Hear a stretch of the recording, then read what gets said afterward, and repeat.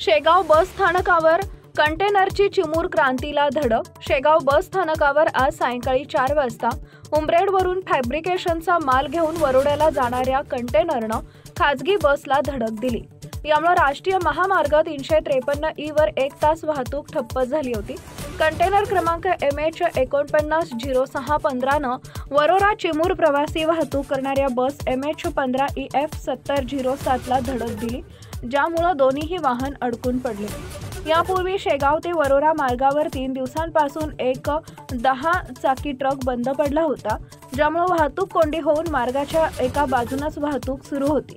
स्थानिक दुकानदारांच्या अतिक्रमणामुळे पर्यायी service road देखील सुयोग्य स्थितीत नाहीत, ज्यामुळे हे अपघात घडले।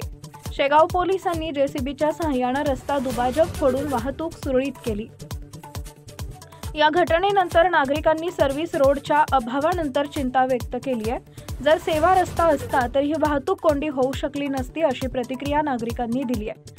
तसेच 3 दिवसांपासून बंद पडलेल्या ट्रकला राष्ट्रीय महामार्ग प्राधिकरणाने का त्वरित हलवलं नाही, असा सवाल उपस्थित केला।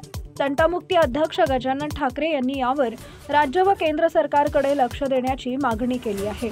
Ashish Kotkar, times of Maharashtra.